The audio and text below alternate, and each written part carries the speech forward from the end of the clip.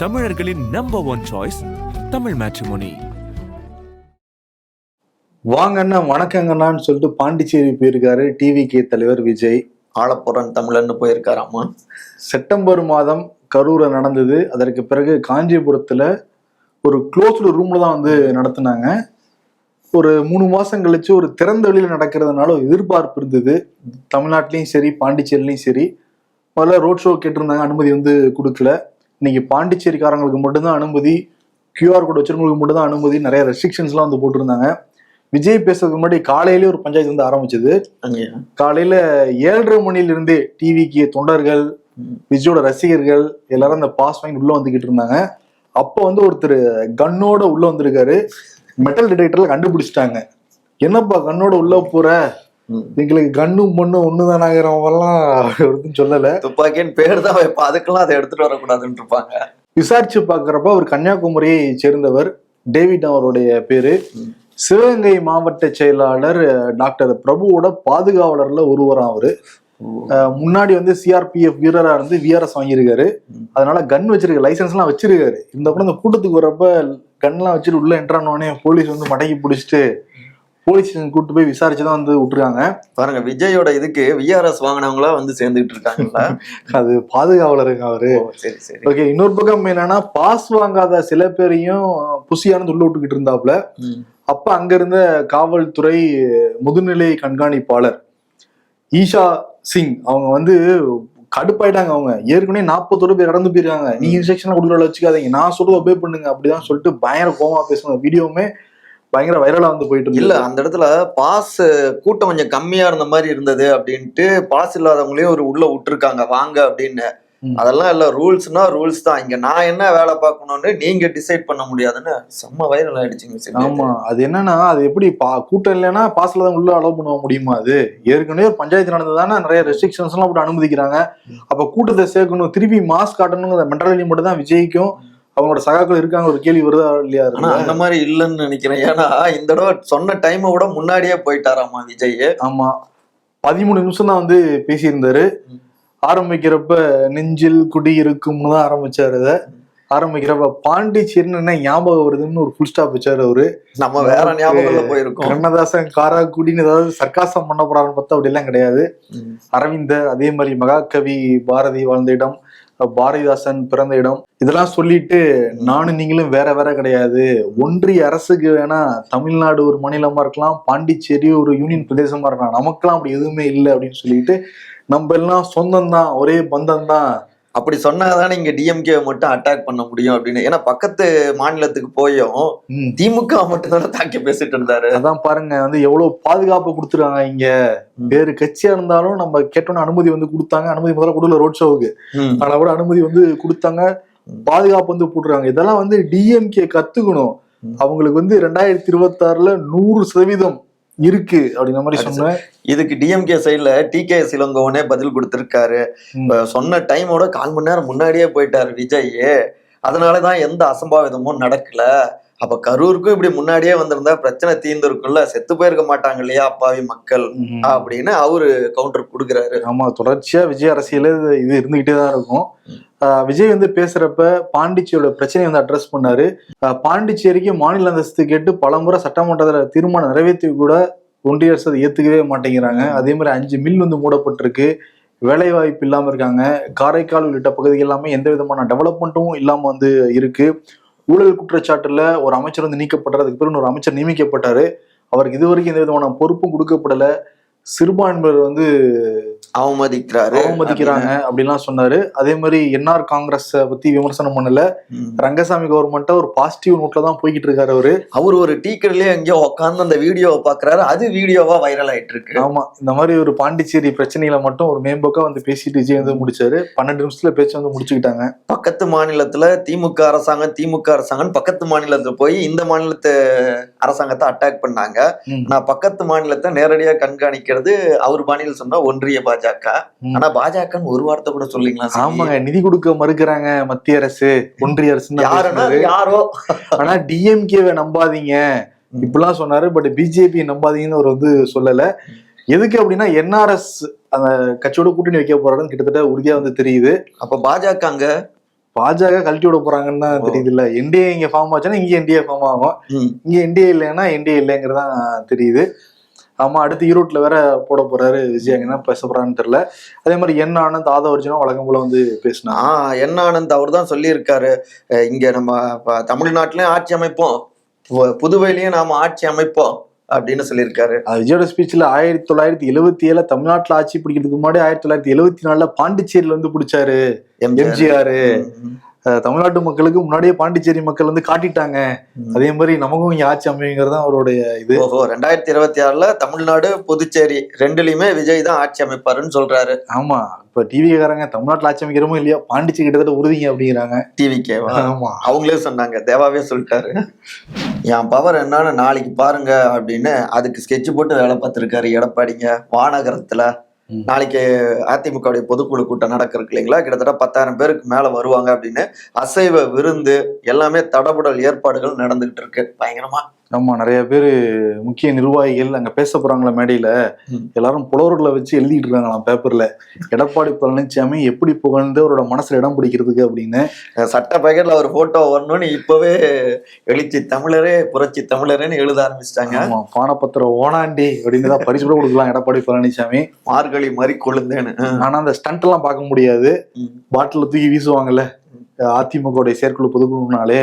ஆனா எடப்பாடிக்கு தேவையில்லாதவங்க வேண்டாதவங்க எல்லாத்தையும் வெளியே அனுப்பிட்டாங்கல்ல, அதனால அவருடைய சகாக்களை மட்டும் வச்சு நடத்துறதுனால இது ஒரு திருவிழா மாதிரி இருக்குங்கிறாங்க அதிமுக காரங்க. பொறுத்து பார்க்கலாம். அவரே வீசிக்கிட்டாதான் ஆட்சி இனிமேல். அவரே வீசிக்க போறாரு.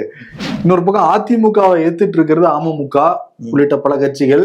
ஏற்கனவே இந்தியா அலையன்ஸ்ல இருந்து அமமுக வெளியே வந்துருச்சு, ஓ பன்னீர்செல்வம் வெளியே வந்துட்டாரு. ஓ பன்னீர்செல்வம் தனி கட்சி தொடங்க போறேன் டெல்லி வந்து போனாரு, ஆனா அமித்ஷா மீட் பண்ணிட்டு வந்தாரு. அடுத்த நாள் வந்து அண்ணாமலை போய் அமித்ஷா மீட் பண்ணிட்டு வந்தாங்க. அப்புறம் ஓபிஎஸும் அண்ணாமலை மீட் பண்ணாங்க கோவையில. இப்ப நேத்து என்னன்னா அண்ணாமலையும் டிடிவி தினகரனும் மீட் பண்ணிருக்காங்க. அண்ணாமலை வீட்டுல டிடிவி தினகரனுக்கு விருந்து வேற கொடுத்துருக்காரு. மட்டன் இருந்துச்சா? அசைவ விருந்து இதை இருந்திருக்கும், அரசியல் பேசியிருப்பாங்க. அண்ணாமலை என்ன சொல்றாருன்னா, அரசியலுக்கு அப்பாற்பட்டவங்க தான் நண்பர்கள் அப்படின்லாம் சொல்றாரு. அவர் திருப்பி டெல்லி கிளம்பி போயிருக்காரு. அதுக்கு என்ன சொல்றாரு அப்படின்னா, இந்த சார் பணிகள்லாம் முடிவடைய போகுதுல, அதனால பிஜேபியில உயர்நிலை கூட்டம் வந்து நடக்க போகுது, அதுக்காக தான் நான் போறேங்கிற மாதிரி சொன்னாரு. ஆனா அண்ணாமலையை வச்சு ஓ பன்னீர்செல்வத்தையும் டிடிவியும் சமாதானப்படுத்துற முயற்சியில் இருக்காங்களான்னு ஒரு டாக்குமே இங்க இருந்துகிட்டு இருக்கு. அண்ணாமலை பிரச்சனையே யாராவது வந்து சமாதானப்படுத்துருங்க, டெல்லியில போய் அவருக்கு அவ்வளவு ஓடிட்டு இருக்கு அவரை சுத்தியும். ஆமா, அது அண்ணாமலை சொல்றாரு, இந்த கூட்டணி பேச்சுவார்த்தை இது டெவலப் பண்ணலாம், இங்க இருக்கிற தலைவர்கள்லாம் பாத்துப்பாங்க, எனக்கு வேற அசைன்மெண்ட் இருக்கிற மாதிரி ஒரு டோன் இருக்கான். கூடிய விரைவில் அண்ணாமலைக்கு ஏதாவது முக்கிய பொறுப்பு கொடுத்தாலும் கொடுக்கலாங்கிறாங்க. அந்த கூடிய விரைவில் தான் இன்னும் வரல. அண்ணாமலை டெல்லி போயிருந்தாருல, அப்ப இங்க இருக்கிற நிறைய சிட்டிங் அமைச்சரால் நெருக்கடி கொடுக்கணுங்கிற ஒரு கோரிக்கையை வச்சிருந்தாங்க. இப்ப இந்த சூழல்ல இடி வந்து இங்க இருக்கிற தலைமைச் செயலாளருக்கும் டிஜிபிக்கும் கடிதம் வந்து எழுதியிருக்காங்க. 1020 கோடி ஊழல் பண்ணியிருக்காரு KN நேரு, அதான் வழக்கம் வந்து போட்டிருக்காங்க. இந்த நகராட்சி நிர்வாகம் குடிநீர் வழங்கல் துறையில நாங்க விசாரிக்க போறோங்கிற மாதிரி இ லெட்டர்ல இருந்திருக்குங்கிறாங்க. இதுக்கு வந்து KN நேரு சோசியல் மீடியால பெரிய அறிக்கை வந்து கொடுத்துருக்காரு. அவரு டெய்லி ஏதாவது புகார் சொல்லிட்டே இருக்கிறது தான் இடிக்கு மத்திய அரசுக்கு வந்து வேலை, பிஜேபியோட ஒரு விங்காவே செயல்படுறாங்கிறாரு. ஆமா, மூட்டையா வந்து பொய் மூட்டை தான் அவிழ்த்து விடுறாங்க, இதுக்காக நாங்க பயப்படாத கிடையாது, நாங்க சமாளிப்போம் அப்படிங்கிறாங்க. இப்ப அடுத்தடுத்து கூட சிட்டிங் அமைச்சர்கள் மீது நெருக்கடி கொடுக்கலாம்ங்கிறாங்க அந்த எலெக்ஷன் பக்கத்துல வர்றதுனால. ஏற்கனவே எடப்பாடி டெல்லி போனப்ப நிறைய ஃபைல்ஸ் எல்லாம் ட்ரங்க் பெட்டியில எடுத்துட்டு போனாராமா சிபி. இத்தனை மினிஸ்டர்ஸ் இருக்காங்க, எவ்வளவு புகார் இருக்கு தெரியுமா, நீங்க கவனிக்காமலே இருக்கீங்களா, அதெல்லாம் பண்ணாதான் நம்மளால ஏதாவது ட்ரை பண்ண முடியும் அப்படின்ட்டு இருக்காரு. சரி சரி சரி போங்க பாத்துக்கலாம் அப்படின்னு அனுப்பியிருப்பாங்க. இப்ப ஸ்டெப் எடுத்துட்டாங்க. இன்னொரு பக்கம் இங்க ஆட்சியை பிடிக்கிறதுக்கு சண்டை போட்டுக்கிட்டு இருக்காங்கன்னா, இங்க கட்சியை பிடிக்க அப்பாவும் மகனுக்கும் ஓயாத யுத்தம். தைலாபுரம் பனையூர் அப்படின்னு இப்ப அவரு போலி ஆவணங்கள்லாம் காமிச்சு என் கையெழுத்தையே போலியா போட்டுதான் நீங்க நிறைய ஏமாத்திருக்கீங்க, அப்படி ஏதாவது தேவைன்னா தனி கட்சி ஆரம்பிச்சுட்டு போக வேண்டியது தானே, எதுக்கு நான் உருவாக்குன பாமக பிடிச்சிட்டு இருக்கீங்க அப்படின்னு அன்புமணி அட்டாக்கு ராமதாஸ் ரொம்ப கோபமா திட்டிருக்காப்ல. வரலாற்றுல பாக்குறப்ப அப்பா மகனும் சேர்ந்து எதிரிகளை தம்சம் பண்ணி பார்த்துருக்கோம். பட் அப்பா மகனும் மாறி மாறி தம்சம் பண்ணிக்கிட்டு இருக்கிறது தைலாபுரத்துல நடந்துகிட்டு இருக்கு. நாற்காலின்னு வந்துட்டா அப்பா என்ன மகன் என்ன தானே. நாட்டுல எவ்வளவோ பிரச்சனைகள் இருக்கு, பாதுகாப்பு பிரச்சனை இருக்கு, அதே மாதிரி ஆபரேஷன் சிந்தூருங்கிற ஒரு டிபேட் இன்னும் போய்கிட்டு இருக்கு நாட்டுல. இண்டிகோ விமானம் 8 நாளா ஓடவே இல்லை, சாரு பிரச்சனை இருக்கு, இன்னும் மணிப்பூர்ல பிரச்சனை இருந்துகிட்டு தான் வந்து இருக்கு. இவ்வளவு பிரச்சனை இருக்கிறப்ப நாங்க வந்து வந்தே பாரத்தை பத்தி பேசியே தீரோம்னு சொல்லிட்டு 10 மணி நேரத்தை ஒதுக்குனது மத்திய அரசு. பிரதமர் மோடி தான் ஆரம்பிச்சு நேற்று பேசியிருந்தாரு. இன்னைக்கு சாரா பத்தின விவாதம் வந்து நடந்துகிட்டு இருக்கு. டீட்டெயிலா நாளைக்கு வந்து பேசலாம். ஏன்னா ஈவினிங் தான் அவங்க ஃபுல் ஃபார்ம்ல வராங்க, நாடாளுமன்ற எம்பிக்கெல்லாம் வந்து பேச ஆரம்பிக்கிறாங்க. பிரதமர் மோடி வந்து பேசுறப்ப இந்த பாட்டு இயற்றப்பட்டு 50 ஆண்டு வர்றப்ப பிரிட்டிஷ்காரங்க ஆட்சி இருந்துச்சு, 100 ஆண்டு வரப்ப எமர்ஜென்சி இருந்துச்சு, 150 வருஷத்துலதான் இது ஒரு பாராட்டு பத்திரமே என்னால வாசிக்க முடியுது அப்படிங்கிறாரு. அதாவது பார்த்தா எப்படி இருக்குன்னா, நான் என்ன நினைச்சேன்னா 50 வருஷத்துல பிரிட்டிஷ், 100 வருஷத்துல எமர்ஜென்சி, 150வது வருஷத்துல பிஜேபின்னு நாங்க எல்லாரும் அடக்குமுறை தான் செஞ்சோன்னு சொல்லிட்டாரோன்னு நினைச்சேன். பொசுக்கணும் உண்மையை பேசிட்டாரோன்னு நினைச்சேன். இல்ல அவரு ஜனநாயக நாட்டுல வாழ்ந்துட்டு இருக்கோங்கிறாரு. அப்படி அங்கேயே ஒரு வச்சார பாருங்க, ஒரு முக்கியமான ஒரு பாயிண்ட். இந்த நிலம் என் தாய், நான் இந்த மண்ணின் மகன் ராமர் எப்படி சொன்னாரோ இலங்கையை விட்டு கொடுத்துட்டு வந்தப்ப அதே மாதிரிதான் நான் இங்க சொல்றேன் அப்படின்னாரு. அங்கேயும் ராமர் ரெஃபரன்ஸ். வந்தே மாதரம்னு சுதந்திர போராட்ட தியாகிகள் அந்த குடியேந்தி பிரிட்டிஷ்காரங்களை ஓட வச்ச அந்த அந்த மந்திர சொல்றப்ப கூட ராமரை பத்தி வந்து பேசியிருக்காரு பிரதமர் மோடி. அதாவது இவரு தான் கடவுளுங்கிற மாதிரி சொல்ல வராரா? நடுவுலயே அப்படி சொன்னவர் தானே, டைரக்டா கடவுள் பேசினார், பரமாத்மா கிட்ட பேசுவாரு, நான் மக்கள்கிட்ட பேசிட்டு இருக்கேன். ஒரு பக்கம் கௌரவ வகை என்ன சொல்றாருன்னா, அது 2 விஷயம் தான் தெரியுது. ஒன்னும் வரலாற்றை திருச்சி வந்து பேசுறது, அவங்க மூதாதையர்கள் சுதந்திரப்பட்டது இன்னுமே பண்ணவே கிடையாது, ஆனா வந்து பண்ணைங்கிற மாதிரி திருச்சி பேசியிருக்காரு. இன்னொரு அரசியல் சாயம் பூசுறது, இதெல்லாம் சொல்லி முடிச்சாரு. இது பிரியங்கா காந்தி பிடின்னு வந்து பிடிச்சிட்டாங்க. ஏன்னா பிரதமர் மோடி இன்னொரு பாயிண்ட் வர சொல்லியிருந்தாரு, அந்த பாட்டுல இருக்கிற முக்கியமான ஆன்மாக்கள்லாம் நேரு வந்து நீக்கிட்டாரு அப்படின்னாங்க. அது பிரியங்கா காந்தி, நேரு மேல உங்களுக்கு என்னதான் பிரச்சனை, எல்லாத்தையும் நீங்க பட்டியலிடுங்க, எல்லாத்தையும் ஒரே நாள் விவாதிச்சு முடிச்சிடலாம். நம்ம அங்கேயும் இங்கேயும் நேருனாலே பிரச்சனை தான். எல்லா பக்கமும் எப்பயுமே 11 வருஷமா நீங்க நேருன்னு சொல்லிட்டே இருக்கீங்களேங்கிற மாதிரி சொல்லிட்டு அவங்களும் பல பாயிண்ட்ஸ் வந்து கேக்குறாங்க. 1876 ரவீந்திரநாத் தாகூர் ஒரு அமர்வுல பாடினான்னு பிரதமர் மோடி வந்து குறிப்பிடுறாரு. அது எந்த அமர்வுனா காங்கிரஸ் மாநாட்டுலதான் அவர் வந்து பாடினாரு. அது கூட பிரதமர் மோடிக்கு வந்து தெரியல. இப்ப சுதந்திர போராட்ட தியாகிகள் மேல பல புதிய குற்றச்சாட்டுகளும் வச்சிருக்காரு பிரதமர் மோடி. பிஜேபி தேர்தலுக்காக தான் இருக்காங்க, நாங்க மக்களுக்காக இருக்கோம்னு பிரியங்கா காந்தியோட ஸ்பீச். இன்னொரு பக்கம் திரிணாமுல் காங்கிரஸ் எம்பி மஹுவா மைத்ரா, அவங்க பல கேள்விகள் வந்து கேட்டு உண்டிலன் பண்ணிட்டாங்க. 20 நிமிஷத்துக்கு மேல அந்த ஸ்பீச் ஃபயர்ஃபுல்லான ஒரு ஸ்பீச்சை கொடுத்துருக்காங்க. அவங்க என்ன சொல்றாங்கன்னா, இப்ப ஏன் தெரியுமா அதை வந்தே மாதத்தை பேசுறாங்க, இந்த மேற்கு வங்கத்துல எலெக்ஷன் வர போகுது, பிஜேபி யாராவது ஒரு ஐடிவி இதை பத்தி நீங்க பேசுனீங்கன்னா வாக்கு வரும்னு சொல்லியிருப்பாங்க, அதனால இந்த டிபேட் வந்து பேசிக்கிட்டு இருக்காங்க. பிஜேபியோடைய ஸ்போக் பர்சன் நவீன்குமார், அவரால் அந்த வந்தே மாதத்தை பாடலை கூட வந்து பாட முடியல, அவரே வந்து பார்த்து தான் படிக்கிறாரு, அதே தப்பா வந்து படிச்சுக்கிட்டு இருக்காரு. நீங்க சொல்றீங்களா சில வரிகளை நீக்கிட்டாங்க வந்தே மாதத்துல, இப்ப இருக்கிற ஜனகணமனால கூட தான் சில வரிகள் வந்து நீக்கப்பட்டிருக்கு அப்படிலாம் கூட வந்து பல பாயிண்ட்ஸ் எடுத்து அவங்க வந்து பேசி முடிச்சிருக்காங்க. ஆதாரப்பூர்வமா அறிவுபூர்வமா அவங்க பேசி இருந்திருப்பாங்க. இவங்க எப்படி அதை எடுத்துக்கிட்டாங்கன்னு தெரியல. இன்னொரு பக்கம் எம்பி சு வெங்கடேசன் இருக்காரு இல்லைங்களா, அவருமே உங்க தீர்ப்புகளுக்கு முன்னாடி நீதி தலை வணங்காது அப்படின்னு பேசியிருக்காரு. திருப்பரங்குன்ற விஷயத்துல எல்லோருக்குமே அங்க பிள்ளையார் அவர் முன்பு ஏற்றப்பட்ட அந்த தீபம் வந்து தெரியுது, உங்க கண்ணுகளுக்கு மட்டும்தான் தர்கா தெரியுது, எல்லோரையும் அரவணைக்கிறது எல்லோருக்கும் தெரியறது தேவை ஆன்மீகம், ஆனா உங்களுக்கு தேவை பகை கலவரம் அப்படின்னு நான் ஸ்டாப் அட்டாக் சிபி. ஓகே, ஆனா இது ஒரே விஷயம் தான் நமக்கு வந்து புரியல. இந்த மாநிலங்களவையில 2 வாரத்துக்கு முன்னாடி சர்க்குலர் போச்சு எல்லா எம்பிக்களுக்கும். இந்த அவையில வந்து ஜெய்ஹிந்த் வந்தே மாதம்லாம் நீங்க சொல்லாதீங்க, அவையோட மாண்பை கெடுக்குது அப்படின்னாங்க. இப்ப அதே வந்தே மாதத்தை வச்சு 10 நிமிடம் டிபேட் வந்து நடத்திருக்காங்க. ஒன்னும் புரியல. அந்த சொன்னாலே தப்புன்னு நீங்க சொல்றீங்க, ஆனா அந்த வாக்கியத்தை வச்சு 10 நாள் டிபேட் வந்து போயிருக்கு. ஒன்னும் புரியலையேங்கிற மாதிரிதான் இருக்கு நமக்கு. நேரு பண்ணிய சதி. நாடாளுமன்றத்துல விவாதங்கள் நடந்துகிட்டு இருந்தா கூட பல எம்பிக்கள் எழுத்துப்பூர்வமா கேள்வி கேட்கிறாங்க, அதுக்கு பதிலும் சொல்லிக்கிட்டு இருக்கு மத்திய அரசு. குறிப்பா தமிழ்நாட்டை சேர்ந்த மாநிலங்களவை எம்பி NVN கனிமொழி சோமு, அவங்க வந்து ஏன் மதுரைக்கும் கோவைக்கும் மெட்ரோ திட்டத்தை ரத்து பண்ணிட்டேன்னு கேள்விட்டு இருக்காங்க. அதுக்கு மத்திய அரசு என்ன பதில் சொல்லியிருக்காங்க அப்படின்னா, அந்த பயண தூரங்கிறது ரொம்ப கம்மியா இருக்கும், அதனால அந்த மக்களுக்கு பெருசா பயன்படாதுன்னு பதில் வந்து கொடுத்துருக்காங்க. அப்புறம் ஏன் நாங்க ஆட்சிக்கு வந்தா எங்க ஆட்சியில அதை நிறைவேற்றுவோம், தமிழிசை அவங்களே சொன்னாங்களே எங்க NDA கூட்டணி ஆட்சிக்கு வந்த பிறகு இதாகும், வானதி சொன்னாங்க, இப்படி ஒரு உருட்டு அப்படி ஒரு உருட்டா. அப்ப எல்லா இடங்கள்லயுமே குறிப்பிட்ட கிலோமீட்டர் மெட்ரோ ஓனா மட்டும் தான் அனுமதி நீங்க இருக்கா அப்படின்னு நமக்கு வந்து தெரியல.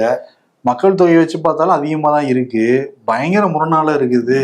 சரி, அவங்க சொன்ன எய்ம்ஸா மேல தமிழ்நாட்டுல மதுரையில வந்து கட்டி முடிக்கிட்டோம். இன்னொரு பக்கம் வந்து ஆனா ஊனா இடி வச்சு ரைட் பண்ணி கேஸ் போட்டுறாங்க, குற்றச்சாட்டு எதிர்கட்சியில் வச்சுக்கிட்டு தான் இருக்காங்க. அதுக்கு வந்து எதிர்கட்சியை சேர்ந்த MP எவ்வளவு பேர் மேல இடி வழக்கு போட்டிருக்கு. ரைடு நீங்க எப்படி இருக்கீங்க, எவ்வளவு பேர் குற்றவாளி ஆக்கியிருக்கீங்கிறத கேள்வி கேட்டதுக்கு என்ன சொல்லிடுறாங்கன்னா, கேட்டவர் மேல போட்டிருப்பாங்க. 2014 இருந்து 2025 நவம்பர் 30 வரைக்கும் 16,604 பேர் வந்து வழக்கு வந்து போட்டிருக்காங்களாம். அவ்வளவு பேர் வீட்டுல ரைடு வந்து பண்ணிருக்காங்க. அதுல எவ்வளவு குற்றப்பத்திரிகை தாக்கல் செய்யப்பட்டிருக்கு அப்படின்னா 2416 குற்றப்பத்திரிகை தாக்கல் செய்யப்பட்டது. இதுல 56 வழக்குகளை மட்டும்தான் முடிச்சு வச்சு 121 பேருக்கு தண்டனை வாங்கி கொடுத்துருக்காங்க. அது ரேஷியோ பாருங்க, 16,000 வழக்கு. ஆனா கடந்த 11 வருஷத்துல குற்றவாளிகள்னு ப்ரூவ் பண்ணப்பட்டது என்னமோ 121 பேர் தான். 16,604 அதில் ஒருவன் KN நேருன்னு இனிமேல் சொல்லிப்பார் போல. ஏங்க அவர் குற்றம் சாட்டப்பட்டவர் தான். அதான் புகார்ன்னு தானே நீங்க சொன்னீங்க. 52 பேர் தானே நீங்க சொன்னபடி. 121 பேரு, வழக்கு 50. ஈடினா நமக்கே கன்ஃபியூஸ் ஆகுது. ஆமா. ஆனா இண்டிகோ பிரச்சனை எங்க பேசுறாங்களா இது வரைக்கும். ஆனா அமைச்சர் நடவடிக்கை எடுப்போம்லாம் சொல்றாரு. ஆமா, ராம்மோகன் அவரு விமான போக்குவரத்துறை அமைச்சர் சொல்லியிருக்காரு. அந்த பணி நேரம் இதெல்லாம் வந்து ஏற்கனவே நம்ம சொல்லி இருக்கோம். இண்டிகோ அவங்க தான் ஒழுங்கா அந்த நிறுவனம் இது பண்ணல, எதையுமே கடைபிடிக்கல, நாங்க கடும் நடவடிக்கை எடுப்போம் அப்படின்லாம் பேசியிருக்காரு. அவங்க வந்து ஃபாலோ பண்றாங்களா இல்லையான்னு யார் கண்காணிக்கணும்? மத்திய அரசு தான் கண்காணிக்கணும். இருக்குது எல்லாத்தையும் தனியாருக்கு நீங்க தரவாத்துக்கு கொடுத்தாச்சு. அப்ப அதை ஃபாலோ பண்றது ஒழுங்கா ஃபாலோ பண்ணல அப்படின்னா என்ன அர்த்தம்? இண்டிகோ என்னதான் பண்ணிக்கோனாங்க, இப்ப டிஜிசி தான் பின்வாங்குற சூழல் வந்து தள்ளப்பட்டுச்சு. ஃபாலோ பண்ண வேண்டிய விஷயம்லாம் விட்டுட்டு இன்னொரு பக்கம் வந்தே மாதிரம்னு 10 மணி நேரம் பேசிட்டு இருக்காரு. இப்ப கூட பாருங்க, சென்னையில நேத்து 7வது நாள் 21 விமானம் ரத்து செய்யப்பட்டுச்சு. இன்னைக்கு 41 விமானம் வந்து ரத்து செய்யப்பட்டிருக்கு.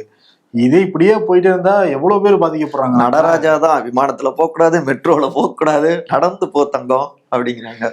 திருப்பரங்குன்ற விவகாரத்துல நீதிபதி GR சுவாமிநாதன் சர்ச்சைக்குரிய வகையில நடந்துகிட்டே இருக்காரு. சட்டத்து அடிப்படையில ஒரு தீர்ப்பு வழங்குறது இல்லைங்கிற ஒரு பெரிய குற்றச்சாட்டு. இதனால இந்தியா கூட்டணியை சேர்ந்த எம்பிக்கள் 120 பேர் கையெழுத்து போட்டு அந்த தீர்மானத்தை, இம்பீச்மெண்ட் தீர்மானத்தை TR பாலு, கனிமொழி, பிரியங்கா காந்தி, அகிலேஷ் யாதவ், ஜோதிமணி, சு வெங்கடேசன் எல்லாரும் போய் ஹோம் மினிஸ்டரா கொடுத்துருக்காங்க. அவரை நீங்க நீக்கணும் அப்படின்ட்டு. அதனால தமிழ்நாட்டுல பல பிரச்சனைகள் உருவாக்க பாக்குறாரு, மத கலவரத்தை உண்டாக்க பாக்குறாரு GR சுவாமிநாதன் குற்றச்சாட்டு டெல்லி வரைக்கும் போயிருக்கு, நாடாளுமன்றம் வரைக்கும் எதிரொலிச்சிருக்கு இந்த விவகாரம் இல்லைங்களா. இன்னொரு பக்கம் காங்கிரஸ் கட்சியில இருந்து சித்து இருக்காருல்ல, அதிரடி பேட்ஸ்மேனு கிரிக்கெட்ல, அவங்களுடைய மனைவி கௌர் சித்து, அவங்க வந்து இப்ப சமீபத்துல ஒண்ணு சொல்லியிருக்காங்க, 500 கோடி ரூபாய் கொடுக்குற அளவுக்கு எங்களுக்கு வசதி இல்லை, அப்படி இல்லாதனால முதலமைச்சர் இந்த மாதிரிலாம் ஆக முடியாதுன்னு சொல்லியிருக்காங்க. இப்படி பேசுனது தப்புன்னு காங்கிரஸ்ல இருந்து இடைநீக்கம் பண்ணியிருக்காங்க அவங்கள. ஆமா. இன்னொரு பக்கம் இந்தியா எம்பிக்கள் ஓம் பிர்லா பார்க்க போனாங்கன்னா NDA எம்பிக்கள் நாளைக்கு மோடிய மீட் பண்ண போறாங்க. மோடி ட்ரீட் கொடுக்க போறாரு எல்லாருக்கும். மறந்துட்டேன், இங்க எடப்பாடி நாளைக்கு ட்ரீட் கொடுக்குறாரு பொதுக்குழுவுல, மோடி அங்க NDA எம்பிக்களுக்கு விருந்து கொடுக்குறாரு. வந்தே மாதரம் பத்தி நம்ம பேசியிருக்கோம், நிறைய பேசியிருக்கோம், நாட்டுக்காக நிறைய உழைச்சிருக்கோம், நீங்களும் இதுக்கு சப்போர்ட் பண்ணுங்க. டெல்லியை பத்தி பேசிட்டு இருக்கப்ப உச்சநீதிமன்ற தலைமை நீதிபதியா இருந்தவர் கவாய், அவர் மேல செருப்பு வீசினவர் தான் இந்த ராகேஷ்ங்கிற ஒரு வழக்கறிஞர். இப்ப இந்த ராகேஷ் வழக்கறிஞருக்கும் சக வழக்கறிஞர்களுக்கும் ஏதோ சண்டை ஆயிருக்கு இன்னைக்கு உச்சநீதிமன்ற வளாகத்துக்குள்ளார. அதுக்கு சக வழக்கறிஞர்கள் வந்து இந்த ராகேஷ் மேல செருப்பு அடிச்சு வீசியிருக்காங்க. இன்னைக்கு கர்மானுவாங்களே, அதான தன்வினை தன்னை சுடும், நீ எதை எடுக்கிறாய் அதை இதைத்தால் அடிபடுவாயின்னு காலகாலமா சொல்லிட்டு இருக்கிறதா நடந்திருக்கு. ராகேஷ்க்கு சொல்ற மாதிரி தெரியல, இது ட்ரீட் கொடுக்குறவருக்கு சொல்றீங்க போல. இங்க அப்படிலாம் இல்லைங்க, ஏங்க நீங்க வேற. இன்னொன்னு என்னன்னா, இங்க ஊபியில வந்து பிரம்மாண்டமான கிரிக்கெட் ஸ்டேடியம்லாம் கட்டிக்கிட்டு இருக்காங்க. அதுல திரிசூலம் மாதிரி வச்சிருக்காங்க அந்த லைட்ட. ஏன் பேட்டே திரிசூலம் மாதிரி ஆக்க வேண்டியதானே? அப்படி ஆனோம்னா அது வேற கேம் ஆயிடுங்க, கோல்ஃப் மாதிரி ஆயிடும் இல்லையா? கோல்ஃப் எப்படிங்க இருக்கு, திரிசூலம் மாதிரி வந்து ரைட் வைக்க வேண்டிய அவசியம் இல்லை. அது விளையாட்டா மனப்பக்கம் கூட இந்தியாவில இல்லாம போயிடுச்சா, ஊபி போன்ற பிஜேபி ஆள்ற மாநிலம் இல்லாம போயிடுச்சான்னு தெரியல. நமக்கெல்லாம் வருத்தமா தான் இருக்குது. ஃபுட்பால் கிரவுண்ட் இது பண்ணா பால திரிசூலம் மாதிரி பண்ணா என்ன? திரிசூலம் மேல எல்லாருக்கும் பக்தி இருக்கு, அன்பு இருக்கு. பட் விளையாட்டா பார்க்கணும்ல, அரசியலா பார்க்கணும்ல. அங்கேயும் போய் திரிசூலம் மாதிரி வச்சுக்கிட்டு இருந்தா எல்லா தரப்பட்ட மக்களும் அங்க வருவாங்க விளையாட்ட பாக்குறதுக்கு. திரிசூலத்தை தொட்டு கும்பிட்டு நீங்க கேம் ஆட போலாம். கேமே திரிசூலம் மாதிரி இருந்தா எப்படிங்க ஆட முடியும்? ஒரு ட்ரீட்லாம் பேசணும்னா ஞாபகம் வருது, ஒருத்தங்களுக்கு ட்ரீட்டு. பிறந்த நாள் இன்னைக்கு 79வது பிறந்த நாள் சோனியா காந்திக்கு. பல்வேறு தலைவர்கள் வாழ்த்துக்கள் தெரிவிச்சிருக்காங்க. ஆமா, எதிர்கட்சியாக இருந்தாலும் இந்த மரபை நாங்க கடைபிடிப்போம்னு பிரதமரும் வாழ்த்துக்கள் தெரிவிச்சிருக்காரு. இன்னொரு பக்கம் ஜப்பான்ல நேற்று நிலநடுக்கம் வந்து ஏற்பட்டிருக்கு. இந்த வாரத்துக்குள்ளார இன்னொரு மிகப்பெரிய நிலநடுக்கம் வரலாம்லாம் வந்து சொல்றாங்க. மக்கள்லாம் பாதுகாப்பான பகுதியில கூட்டிட்டு போயிட்டு இருக்காங்களாம். அடிக்கடி சுனாமியால இந்த எர்த்குவேக்கால பாதிக்கப்படுற நாட்டுன்னு பாக்குறப்ப ஜப்பான் தான் சீக்கிரத்துல இருந்து மீண்டு வரணும். இன்னொரு பக்கம் கம்போடியாவுக்கும் தாய்லாந்துக்கும் ஒரு வார் வந்துருச்சு. அந்த சீசோட் அப்படிங்கிற ஒரு பகுதியில தான் இந்த வாரம் நடந்திருக்கு. ஏற்கனவே அக்டோபர் மாசம் இந்த மாதிரி சண்டை போட்டு அப்புறம் போர் ஒப்பந்தத்தை கொண்டு வந்தாரு டொனால்டு ட்ரம்ப். அப்புறம் 2 பேரு நிப்பாட்டினாங்க. இப்ப தாய்லாந்து என்ன சொல்றாங்கன்னா கம்போடியா தான் ஃபர்ஸ்ட் அடிச்சாங்க, கம்போடியா என்ன சொல்றாங்க தாய்லாந்து தான் ஃபர்ஸ்ட் அடிச்சாங்க அப்படின்னாங்க. கம்போடியாவை சேர்ந்த ஒரு வீரர் வேற இறந்து போயிருக்காங்க. இது அங்க ஒரு டென்ஷனா வேற இருக்கு. கம்போடியா சர்வதேசமும் யுத்தம் தான்.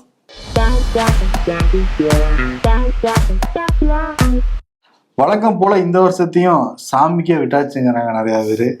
சின்ன வயசுல காசு பணம் இல்ல, ஆனா நிம்மதி இருந்துச்சு. இப்ப காசு பணமும் இல்ல, நிம்மதி இல்லைங்கிறாங்க. கரெக்ட் தான்.